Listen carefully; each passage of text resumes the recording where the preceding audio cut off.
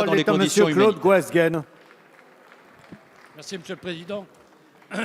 Ma question s'adresse au ministre des Affaires étrangères ou au Premier ministre. Elle concerne, et elle va être directe, elle concerne l'attitude de la France à l'UNESCO depuis quelques mois lorsqu'il s'agit de l'État d'Israël.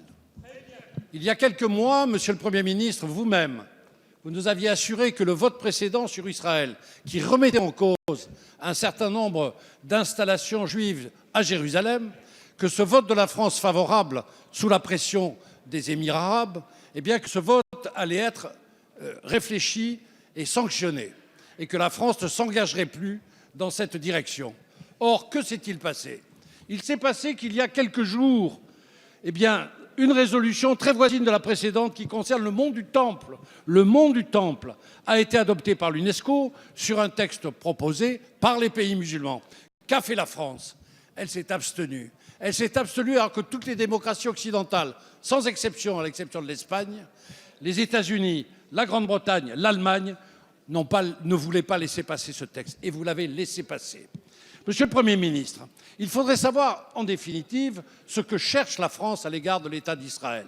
Est-ce que vous croyez sincèrement que le fait de considérer comme palestinien le monde du Temple va changer l'affectation historique du monde du Temple à la culture juive et à la culture chrétienne, voire à la civilisation internationale? C'est une plaisanterie. Est-ce que vous croyez, Monsieur le Premier ministre, que l'UNESCO va sortir grandi de cette opération de tambouille politicienne faite avec des émirs?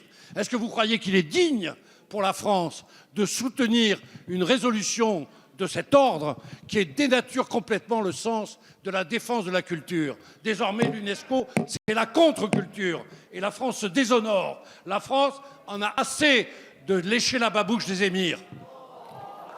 La parole est à Monsieur Harlem Désir, secrétaire d'État chargé des Affaires européennes. S'il vous plaît, s'il vous plaît. Allez.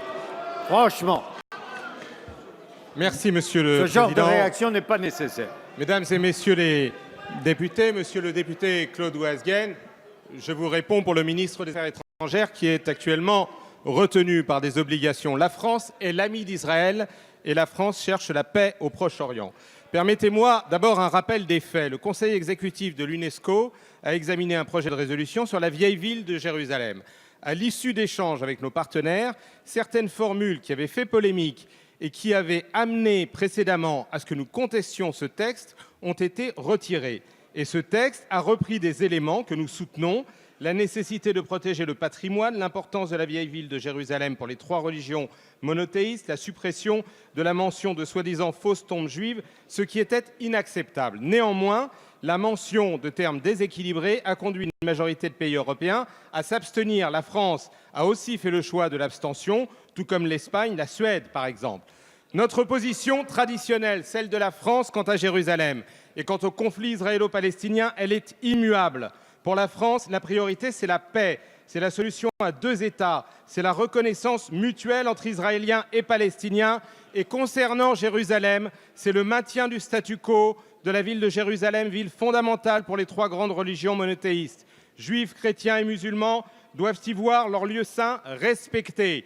Notre position, c'est aussi, Monsieur Goasguen, que nous condamnons la colonisation sous toutes ses formes, non seulement parce qu'elle est contraire au droit international, mais aussi parce qu'elle constitue le principal obstacle à la paix.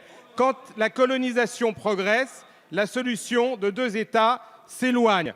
Au-delà de cette polémique, l'objectif essentiel que nous poursuivons, que nous ne devons pas perdre de vue, c'est la relance de la mobilisation internationale autour du conflit israélo-palestinien, la reprise d'un dialogue entre les 2 parties, la recherche d'une solution à 2 États, Israël et la Palestine vivant côte à côte dans la paix et la sécurité. C'est la seule viable pour parvenir à un règlement définitif. Merci, Monsieur le Ministre.